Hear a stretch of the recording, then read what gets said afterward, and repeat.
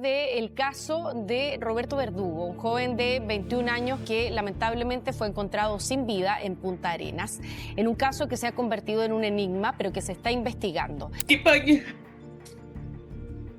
paguen todo el daño que nos causaron a nosotros, que ya nada va a ser lo mismo. Esta es la última imagen que existe de Roberto Verdugo con vida.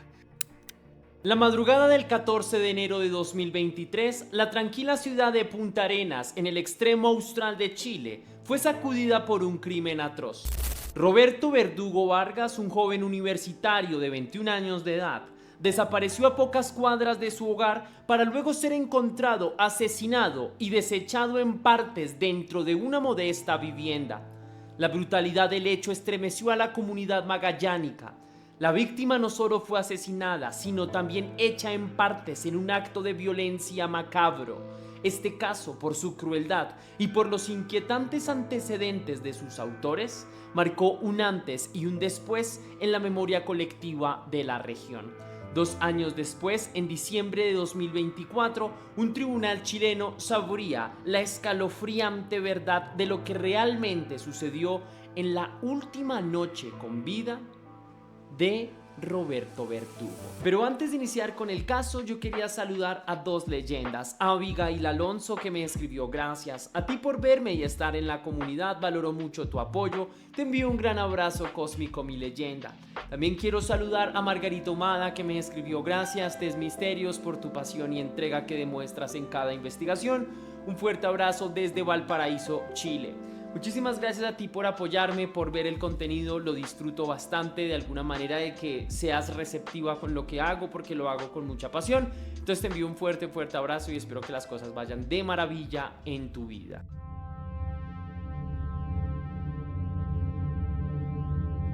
Roberto Sebastián Verdugo Vargas salió de su casa la noche del viernes 13 de enero de 2023, dispuesto a compartir con amigos. Era un chico estudioso y responsable. Según su familia, cursaba el 3er año de contador auditor en el Instituto Santo Tomás y siempre avisaba a sus padres si iba a demorar en llegar. Aquel viernes por la noche asistió a la discoteca Club K para celebrar el inicio de las vacaciones. Sus padres, Alba Vargas y Roberto Verdugo, recuerdan que su hijo no solía trasnochar más allá de las 4 o 5 de la mañana, por lo que cuando esa madrugada no regresó, la preocupación se instaló en el hogar familiar. En las primeras horas del sábado 14, Roberto decidió volver a casa antes de lo habitual. Se sentía algo indispuesto tras la fiesta y, de acuerdo con antecedentes recabados luego, habría incluso solicitado ayuda personal de seguridad ciudadana o carabineros por su malestar. Finalmente tomó un transporte de regreso, posiblemente un taxi informal que lo dejó en las cercanías de un supermercado Unimark en el sector sur de la ciudad. Bajó del vehículo bajo el cielo magallánico, aún oscuro. El aire austral, incluso en verano, era frío y húmedo, envolviendo las calles silenciosas de Punta Arenas en una niebla ligera. Solo unos pocos cientos de metros separaban a Roberto de la calidez de su hogar. Avanzó por la población Nelda Panicucci, un barrio de casas bajas donde cada paso resonaba en la quietud de la madrugada. Sin embargo, el destino le tenía una emboscada. En un antejardín de aquella población, a tan solo 2 cuadras de la casa de Roberto, se encontraban 2 hombres bebiendo y escuchando música deshora. Eran Adalio Mancilla Quinchamán, de 30 años, y su sobrino Fabián Peña Mancilla, de 19 años. Al ver pasar a Roberto, lo saludaron efusivamente y le ofrecieron algo inesperado. Lo invitaron a entrar con ellos a beber un trago. Al principio Roberto pudo haber dudado, él no los conocía más que de vista, pero los hombres insistieron, ofreciéndole incluso un pequeño billete, 2,000 pesos chilenos, a cambio de su compañía por un rato. Quizá Roberto, con la guardia baja por el cansancio y la cortesía propia de su carácter, aceptó la invitación pensando que sería solo un momento. Los 3 ingresaron a la vivienda precaria de los Mancilla. La música retumbaba tenue desde una radio vieja mientras compartían un vaso de licor. La atmósfera era engañosamente cordial. Entre risas forzadas, el joven Fabián Peña comenzó a moverse de forma burlona, lanzando puñetazos al aire cerca de Roberto como quien juega a pelear. Roberto le siguió la corriente, devolviendo los mismos ademanes en son de broma, intentando encajar en aquel extraño juego, improvisado claramente. Pero el ambiente pronto se tornaría muy turbio. La sonrisa de Adalio se congeló en una mueca sombría. De un momento a otro, la violencia real sustituyó a la broma. Adalio Mansilla, con una frialdad repentina, intervino propinando golpes brutales a Roberto. Los puños dejaron de ser simulados. 1, 2, 3 impactos secos en el rostro y el cuerpo del joven, quien tambaleó sorprendido, sin entender cómo la camaradería se había transfigurado en agresión. Roberto intentó defenderse, quizás gritó pidiendo que pararan, pero la traición ya estaba en marcha. Adalio, cegado por una furia sádica, buscó un arma blanca en medio del forcejeo. Un destello metálico cortó la penumbra del cuarto. Era un cuchillo largo o tal vez un machete que brilló un segundo antes de hundirse en la carne de la víctima. Lo que siguió fue una orgía de violencia indescriptible. Mansilla apuñaló a Roberto en repetidas ocasiones con una hazaña inconcebible, dirigiendo las puñaladas a zonas vitales. El cuello y el abdomen fueron blancos de su crueldad. La sangre manó abundante en cada estocada, tiñendo el suelo y las paredes cercanas. Roberto Verdugo cayó al piso intentando contener inútilmente las heridas que le desgarraban la vida. Su joven corazón latió con furia y terror durante unos instantes que debieron parecer eternos. Fabián, el sobrino, presenciaba la escena con ojos abiertos de par en par. Pudo haber intervenido para detener a su tío. Pudo haber ayudado al muchacho agonizante, pero no lo hizo.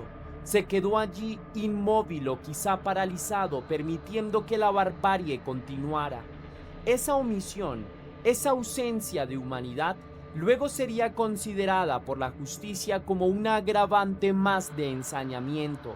Ambos alargaron cruelmente la agonía de la víctima, negándole cualquier auxilio. Cuando el cuerpo de Roberto quedó inerte, se hizo un silencio escalofriante, pero la pesadilla apenas alcanzaba su clímax. Con una sangre de frialdad pasmosa, Adalio decidió ir más allá de la muerte. Tomó diversas herramientas que encontró a mano, cuchillos de distintos tamaños, un machete mellado, un hacha pequeña, incluso un cortacartón utilitario, y procedió a mutilar el cuerpo. Fabián, en una suerte de trance macabro, participó o al menos asistió a ese acto indescriptible. Cortaron y desmembraron el cuerpo de Roberto, cercenando sus extremidades con golpes y cortes sucesivos. Le amputaron los brazos, las piernas y finalmente lo decapitaron. Parte por parte fueron reduciendo a ese joven lleno de vida en un rompecabezas sangriento esparcido por el suelo de la vivienda. Los primeros rayos grises del amanecer se filtraban por las endijas de las ventanas cuando Adalio y Fabián terminaron su horrendo proceder. El silencio era denso, apenas roto por el gotear de la sangre sobre el piso de cemento. Ante ellos yacían los restos irreconocibles de Roberto. La ebriedad de los asesinos tal vez se había esfumado, sustituida por la adrenalina y la oscura realización de lo que acababan de hacer. Un punto de no retorno acababa de cruzarse. En algún rincón de esa habitación, la mirada vidriosa de Roberto, su cabeza separada de su cuerpo, parecía interpelarlos con la última pregunta que debió tener en vida: ¿por qué? Pero no habría respuesta, solo la fría quietud de la muerte y el arrullo distante del viento patagónico afuera, ajeno al horror que esa noche cobró la vida de un inocente.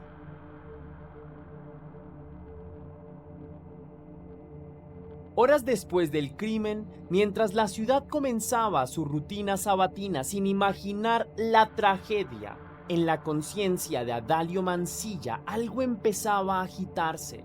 El peso de sus actos, o quizá el temor a las consecuencias, lo empujaron a hacer algo inusual. Confesó lo ocurrido a su propia madre. Aún con las ropas manchadas de sangre, Adalio buscó a su madre y le reveló, en crudos términos, que había matado a un joven y despedazado su cuerpo. Aquella mujer, enfrentada de improviso a la monstruosidad de su hijo, tomó una decisión desgarradora pero correcta.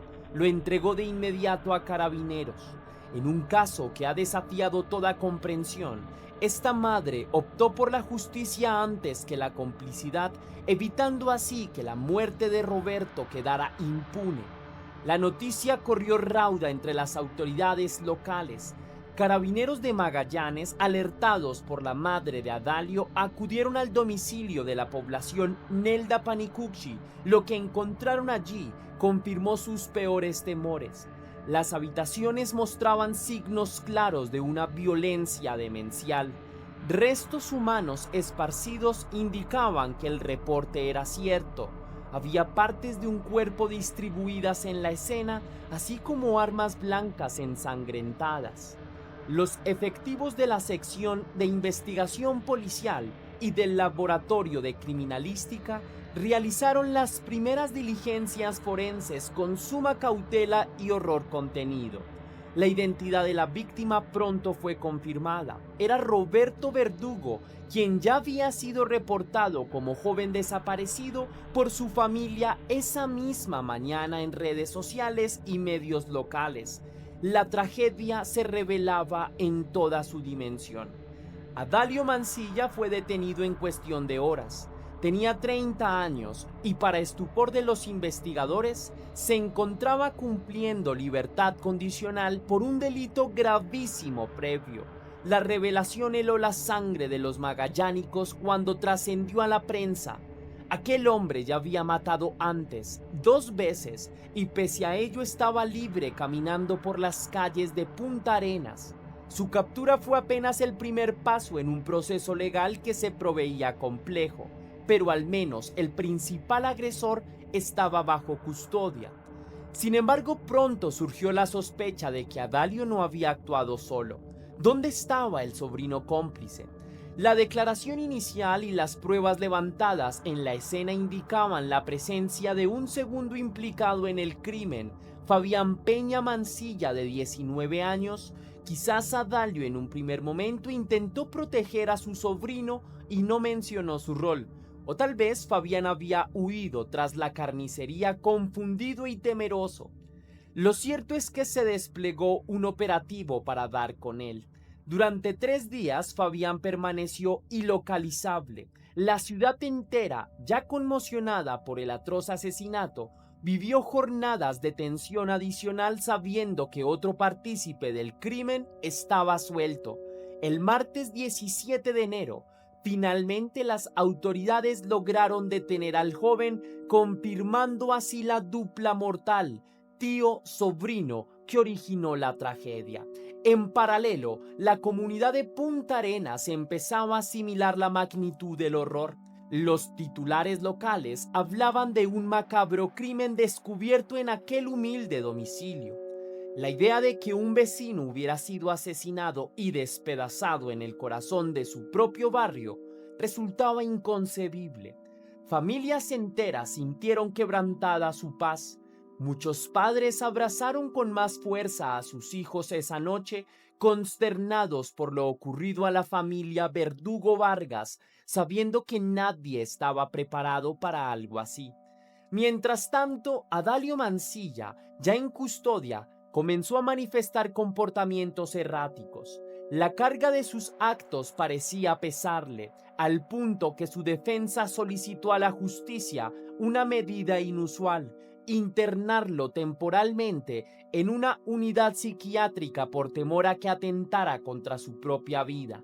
En la audiencia de formalización, realizada en esos mismos días de enero, la jueza accedió a la petición. Adalio fue trasladado bajo estricta custodia al Hospital Clínico de Magallanes para una evaluación psiquiátrica breve no mayor a 24 horas, asegurándose de que en todo momento estuviera vigilado por gendarmería. Según explicó su abogado, existía la sospecha de que el imputado podría poner un punto final a su vida, presa de la presión por el delito que cometió.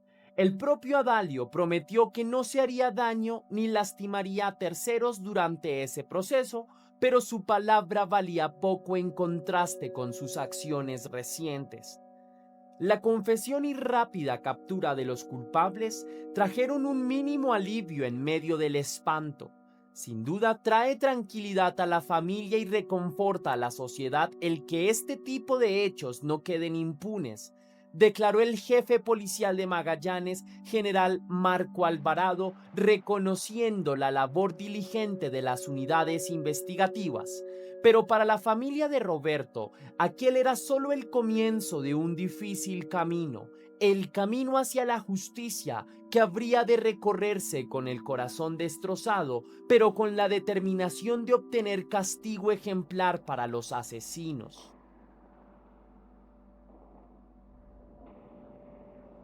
El velo de este caso espeluznante no solo descubrió la tragedia de una víctima inocente, sino también la historia siniestra de su principal verdugo, Adalio Enrique Mancilla Quinchaman. A sus 30 años ya cargaba con un prontuario criminal que auguraba el desenlace fatal de aquella madrugada. Los medios locales pronto lo apodaron como el psicópata de Punta Arenas, un título tristemente acertado para quien acumulaba 3 muertes en su historial. Para entender la peligrosidad de este individuo, es necesario retroceder en el tiempo y examinar cómo la violencia marcó su vida desde temprana edad. Corría el año 2009, cuando Adalio, con apenas 15 años, participó en su primer homicidio. La víctima fue un vecino de Punta Arenas llamado Óscar Ojeda Loncomilla, asesinado con un arma blanca en febrero de ese año. Por ser menor de edad, Mancilla enfrentó la justicia juvenil, pero quedó claro que una inclinación oscura germinaba en su interior. 6 años después, en la madrugada del 15 de junio de 2005, Adalio, ya adulto, volvía a matar. Aquella vez, tras discutir acaloradamente con su pareja sentimental, hirió a la mujer con un cuchillo.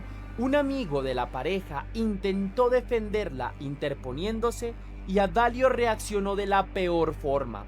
Apuñaló y dio muerte a ese amigo que solo intentaba proteger a la víctima de violencia doméstica. Este segundo homicidio evidenció un patrón de ira homicida ante la menor provocación. En 2016, la justicia chilena finalmente lo sentenció a 10 años de cárcel por aquel asesinato, pues se trataba de un crimen con alevosía y sangre fría. Sin embargo, contra todo sentido común, Adalio Mancilla no cumplió íntegra su condena. Aprovechando beneficios penitenciarios, logró obtener la libertad condicional en octubre de 2021 tras haber cumplido aproximadamente la mitad de la pena impuesta. Un informe psicosocial favorable, emitido por Gendarmería, respaldó su salida anticipada a pesar de sus antecedentes alarmantes. Este hecho indignaría posteriormente a la opinión pública y en especial a la familia Verdugo, pues con razón se preguntaban cómo era posible que un doble homicida volviera a las calles tan pronto. No debe ser así porque este psicópata no puede estar afuera de haber cumplido un poco de su condena que tenía de 2 asesinatos que ya venía atrás. Entonces siempre va a pasar lo mismo, siempre un psicópata va a tener la libertad. En los años previos y posteriores a sus crímenes, Adalio también sumó otros delitos menores a su prontuario: amenazas, porte de arma cortante, de domicilio, lesiones graves y menos graves, entre otros. Se dibujaba así el perfil de un sujeto altamente violento, prácticamente un delincuente reincidente serial, cuyo camino parecía conducir inevitablemente a una tragedia mayor. Para enero de 2023, Adalio Mansilla era un lobo con piel de cordero entre la comunidad. No tenía órdenes de detención vigentes en ese momento, por lo que legalmente era un hombre libre, aunque su historial anunciaba peligro. La noche del crimen se encontraba bebiendo con su sobrino en el domicilio familiar de la población Nelda Panicucci, quizás sin rumbo fijo, quizás buscando problemas. La fatal coincidencia hizo que Roberto Verdugo cruzara su camino en la peor circunstancia posible. ¿Y qué hay de Fabián Moisés Peña Mansilla, que es el sobrino? Bueno, tenía 19 años, prácticamente iniciando la vida adulta, pero decidió atarla a la sombra siniestra de su tío. Fabián era hijo de un hermano o hermana de Adalio. Los reportes no detallan su línea familiar exacta, y se sabe poco de su historia previa. No aparecen registros de antecedentes penales significativos a su nombre antes del 2023.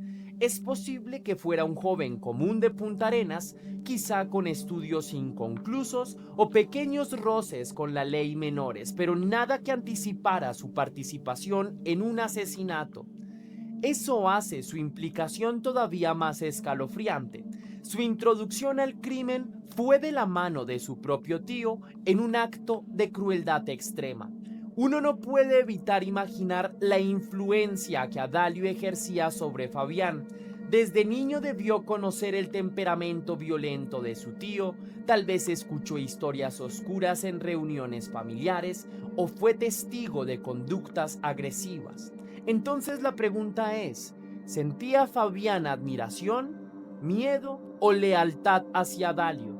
Nunca lo sabremos a ciencia cierta, pero aquella madrugada, lejos de frenar la locura sanguinaria, Fabián colaboró en cierto grado, provocando inicialmente a la víctima con el juego de golpes, no deteniendo la golpiza real y, según la acusación fiscal, ayudando a desmembrar el cuerpo o al menos siendo cómplice pasivo de esa mutilación atroz. Durante la investigación y el juicio, Fabián mantuvo un perfil bajo, no trascendieron declaraciones públicas suyas, es probable que su juventud e inexperiencia le dejaran en estado de shock tras el crimen, mientras Adalio asumía el rol dominante. Aún así, la justicia chilena determinó que el sobrino era tan responsable como el tío en el delito de homicidio calificado de Roberto Verdugo. Esa calificación, la más grave para un asesinato, implicaba que actuaron con alevosía, la emboscada y el engaño, y con ensañamiento, que es la crueldad excesiva, figuras que aplicaban perfectamente a la manera en que embaucaron a Roberto y al sadismo con que lo torturaron y mutilaron. En las primeras etapas del proceso judicial, la defensa de Adalio intentó quizás esbozar alguna justificación psiquiátrica, dada la internación temporal que obtuvo. Sin embargo, Mansilla aseguró a las autoridades que no era una persona descontrolada, por el contrario, entendía lo que había hecho y solo alegaba estar bajo mucha presión por ello. No hubo informes posteriores de demencia ni tampoco de incapacidad mental que lo exoneraran. Adalio era plenamente consciente de sus actos. Es un enfermo mental, ningún ser humano merece morir así, declararía más tarde el padre de Roberto, lleno de rabia e impotencia. Si bien las palabras del doliente no son un diagnóstico clínico, resumían el sentir de muchos.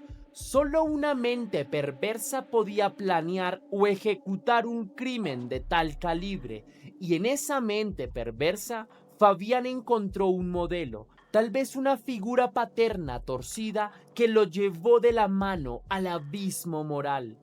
La dupla tío y sobrino reunía así los ingredientes de una pesadilla criminal, un asesino reincidente, prácticamente un sociópata, y un joven familiar impresionable convertido en cómplice.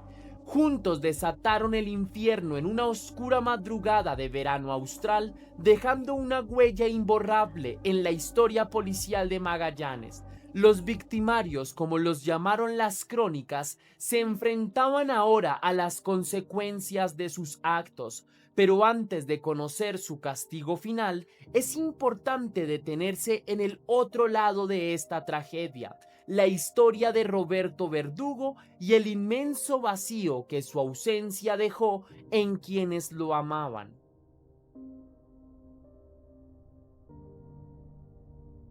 Roberto Verdugo Vargas tenía 21 años, la sonrisa fácil y un futuro lleno de sueños. Para sus padres, Alba y Roberto Vargas, él era mucho más que un estudiante universitario. Era un hijo amoroso, responsable y centrado. Él era un chico estudioso, ahora estaba en Santo Tomás cumpliendo su 3er año en la carrera de contador auditor, recordó su madre con orgullo, incluso en medio del dolor, poco después de su muerte. La noche en que salió con sus amigos, Roberto prometió que regresaría a casa a una hora prudente. Siempre lo hacía. Por eso, cuando no volvió, sus padres supieron que algo andaba mal al instante. La angustia de esas horas iniciales de búsqueda es difícil de plasmar con palabras. Teléfono apagado, mensajes sin responder, el vacío creciente en el estómago al pasar las horas y no tener noticias.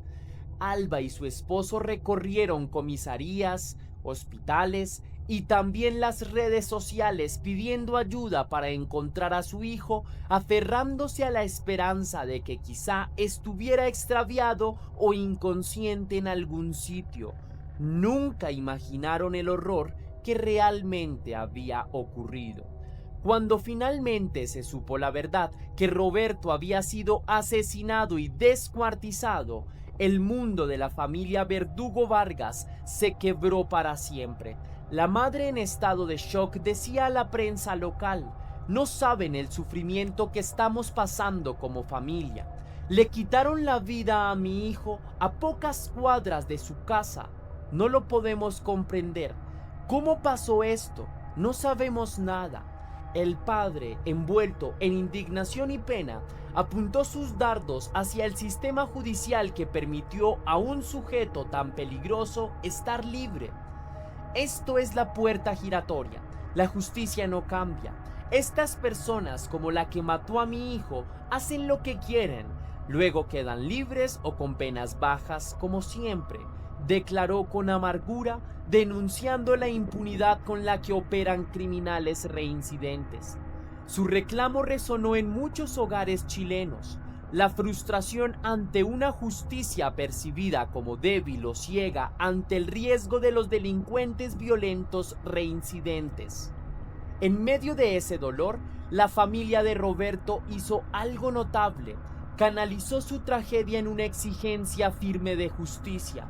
Lejos de encerrarse únicamente en su duelo privado, levantaron la voz para que todo Chile supiera lo que había pasado en Punta Arenas, con la dignidad que apenas podía sostener una madre destrozada. Alba Vargas pidió públicamente la pena máxima para el asesino de su hijo. Espero que los jueces hagan su trabajo y que por favor le den la pena máxima, ojalá cadena perpetua. Lamentablemente la pena de muerte no existe en el país, pero el asesino debería pagar con su vida porque nos arrebató algo muy preciado, clamó el padre de Roberto, cuyos ojos arrasados en lágrimas apenas contenían su furia y tristeza. Sus palabras durísimas reflejaban la sed de justicia absoluta. Si la ley no permitía quitarle la vida al culpable, al menos que lo encierren de por vida. La comunidad de Punta Arenas acompañó a la familia en cada paso. Desde los primeros días, amigos, vecinos y aún desconocidos solidarios se volcaron a apoyar la causa. Hubo velatones frente a la casa de los Verdugo y en las inmediaciones de la escena del crimen, donde residentes conmovidos dejaron flores, mensajes y encendieron cirios por el descanso de Roberto. La prensa regional cubrió con detalle el impacto social. ¿Cómo ha sido la tónica en estos días? La comunidad magallánica participó y entregó su apoyo, como también fuerzas a la familia de la víctima, reportó un medio local describiendo la constante muestra de solidaridad colectiva. El funeral de Roberto Verdugo fue especialmente emotivo y multitudinario. El 18 de enero de 2023, casi una semana después de su muerte, Punta Arenas despidió al joven con una masiva concurrencia.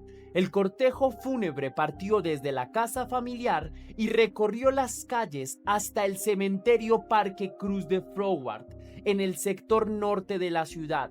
Decenas de vehículos y una columna de personas a pie acompañaron el féretro bajo un cielo encapotado que parecía llorar también. Amigos y parientes pudieron al fin decirle adiós. Portaban globos blancos y retratos de Roberto mientras aplaudían y gritaban consignas de justicia durante el trayecto final.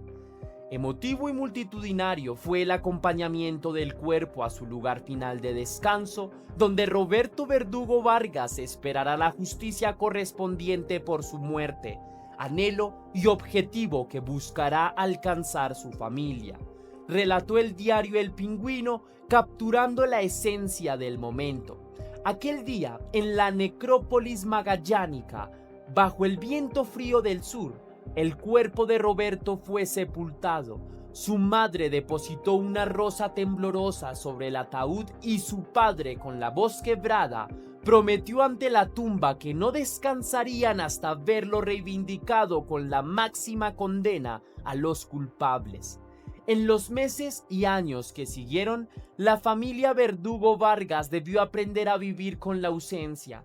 Nosotros no vamos a ser los mismos como familia, había dicho el padre, y esa verdad los acompañó en cada reunión familiar incompleta, en cada Navidad con una silla vacía, en cada cumpleaños en que Roberto solo estaría en recuerdo. La herida de perder a un hijo en circunstancias tan violentas jamás sana del todo. Sin embargo, su dolor se transformó también en una causa. Frecuentemente alzaron la voz en medios locales cada vez que había una audiencia o novedad del caso, recordándole a la opinión pública y a las autoridades que no debían fallarle a Roberto. Fueron, en cierto modo, la conciencia vigilante de todo un país en busca de justicia. Este capítulo humano de la tragedia, tejido con lágrimas y resiliencia, mostró la otra cara de Punta Arenas, una comunidad unida ante la adversidad, una familia común convertida en símbolo de la lucha contra la impunidad y la memoria de un joven bueno cuya vida fue arrancada sin sentido. Cada historia compartida sobre cómo era Roberto en vida, sus bromas, sus aspiraciones de ser un profesional, el cariño por su familia, servía para recordarnos que detrás de las frías noticias de homicidio y descuartizamiento, había un ser humano valioso cuya ausencia dolía. Esa humanidad contrastaba ferozmente con la deshumanización exhibida por los asesinos, y precisamente por esa humanidad de la víctima es que la sentencia que vendría tendría un peso ejemplarizador. Que nadie olvide lo que se perdió ni quién fue el culpable.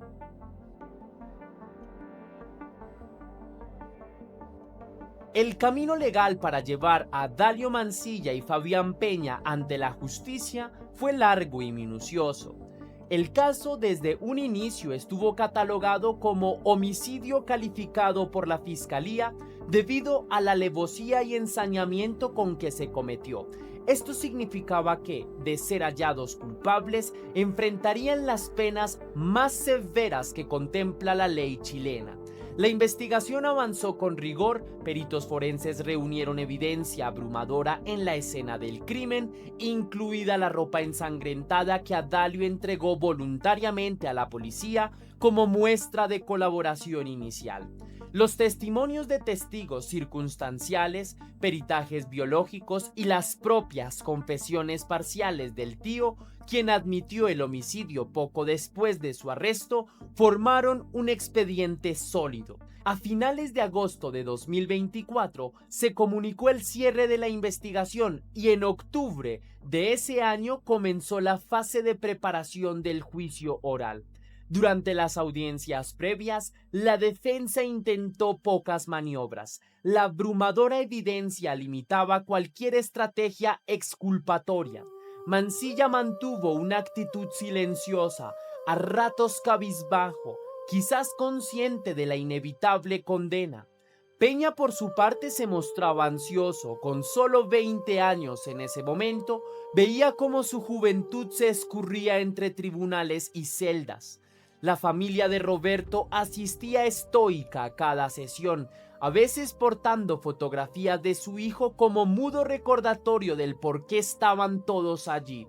Finalmente, en diciembre de 2024, se llevó a cabo el juicio oral en el Tribunal de Juicio Oral en el Penal de Punta Arenas. La expectación era alta en la región. Los medios nacionales también cubrieron el proceso debido a la repercusión del caso. Tras la presentación de pruebas y los alegatos finales, un jurado de jueces profesionales emitió su veredicto: culpables. Tanto Adalio Mansilla Quinchaman como Fabián Peña Mansilla fueron encontrados responsables como autores, no meros cómplices, del homicidio calificado de Roberto Verdugo. Aquella confirmación de culpabilidad, aunque esperada, fue recibida con alivio contenido por la familia de la víctima. Se había dado el paso crucial, pero faltaba conocer la magnitud del castigo. La sentencia se dictó entonces el lunes 23 de diciembre de 2024 en una sala colmada de silencio expectante. Los jueces pronunciaron las palabras que los padres de Roberto ansiaban oír desde hacía 2 años. Presidio perpetuo calificado para cada uno de los acusados. Era la pena máxima posible en Chile, equivalente a cadena perpetua, implicando que deberán pasar al menos 40 años en prisión efectiva antes de siquiera optar a algún beneficio de libertad condicional. En la práctica, ambas vidas quedaban condenadas a la reclusión hasta una vejez lejana y posiblemente hasta su último día. Al escuchar la sentencia, Alba Vargas abrazó con fuerza la foto de su hijo y sollozó. Era un llanto de tristeza perenne, pero mezclado con una sensación de justicia al fin conseguida. Roberto padre alzó la vista al techo, quizá agradeciendo al cielo o a su hijo mismo por haberles dado la fortaleza de llegar a ese momento. El fallo judicial destacó explícitamente la extrema crueldad del crimen. El fiscal Fernando Dobson, quien lideró la acusación, declaró ante la prensa los detalles que el tribunal ponderó. La víctima, Roberto Verdugo, un joven de 21 años, en circunstancias que iba hacia su domicilio luego de haber estado con unos amigos, fue abordado por los imputados, quienes lo invitaron a su domicilio y en ese lugar le dieron muerte, produciendo además el cercenamiento y la mutilación de sus extremidades. La víctima fue, de igual forma, decapitada. Explicó con gravedad, subrayando cómo esos hechos tan espantosos llevaron a imponer las máximas penas. No hubo atenuantes que valieran para los asesinos. Por el contrario, se reconocieron las agravantes de alevosía y ensañamiento. Alevosía por haber emboscado a Roberto con engaños, aprovechándose de su indefensión, y ensañamiento por el nivel de sufrimiento innecesario infligido incluso después de muerto. El fiscal regional de Magallanes, Cristian Crisosto, celebró el resultado del juicio como una victoria de la justicia. Cada uno fue sentenciado a presidio perpetuo calificado, acogiendo el tribunal las agravantes. Este desenlace corona un trabajo fiel y perseverante de la Fiscalía y de sus equipos investigadores con el objetivo de dar justicia y entregar certeza y resignación a la familia de la víctima, declaró ante las cámaras, y es que el veredicto no solo castigaba a los culpables, sino que también enviaba un mensaje potente a la sociedad: no habrá tolerancia para semejantes actos de barbarie. Al dictarse la sentencia, Adalio Mansilla mantuvo la mirada baja, no mostró emoción visible. Quizás sabía que este destino le correspondía. 3 homicidios ya pesaban sobre su espalda y finalmente le caía encima el muro infranqueable de la ley. Fabián Peña, en cambio, rompió en llanto silencioso, cubriéndose el rostro. A diferencia de su tío, él sí parecía sobrecogido por la realidad de morir de viejo en la cárcel. Ninguno pronunció palabras finales de perdón o arrepentimiento público. Solo el sonido del martillo del juez puso punto final a este proceso. Afuera del tribunal, una multitud que aguardaba desde temprano recibió la noticia con una mezcla de alivio y aplausos tímidos. No era un festejo jubiloso, pues nada podía devolver la vida a Roberto, pero sí un reconocimiento de que se había hecho justicia. Los padres de la víctima salieron tomados de la mano, visiblemente exhaustos, pero con cierta paz en el semblante. Alba alcanzó a decir a la prensa: gracias, gracias a todos a los que nos apoyaron. Ahora mi hijo puede descansar. Roberto padre añadió mirando firmemente a las cámaras: que esto sea un ejemplo, que nunca más un asesino así ande libre para hacer daño. Sus palabras retumbaron en los noticieros nocturnos de todo el país. Con la cadena perpetua impuesta, Adalio y Fabián fueron trasladados a distintos recintos penales de alta seguridad para evitar cualquier riesgo. Incluso se supo que en la cárcel los demás reclusos manifestaban repudio hacia ellos por la naturaleza del crimen, por lo cual se ordenaron custodias especiales.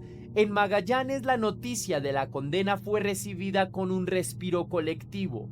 Costó, pero el monstruo estaba encerrado para siempre junto a su joven cómplice. El caso de Roberto Verdugo se cerraba así en tribunales con la máxima sanción posible. Pero para todos los involucrados, la familia, la comunidad, incluso los investigadores que vieron las escenas del crimen, nada podrá borrar las huellas de esa noche nefasta. Quedaba todavía enfrentar el futuro con las enseñanzas y cicatrices que dejó este episodio.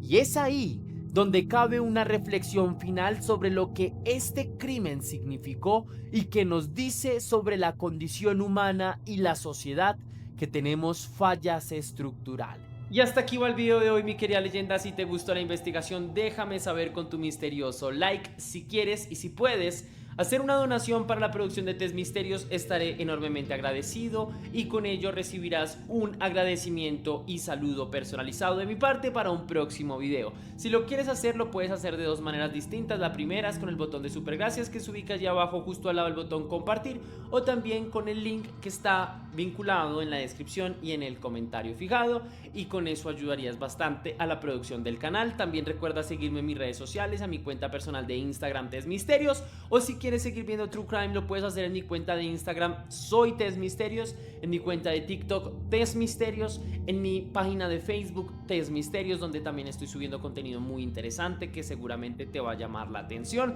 Y sin más que añadir por el caso de hoy, mi querida leyenda, recuerda que somos misterio, que las dudas te acompañan y que tú y yo nos vemos en un próximo caso.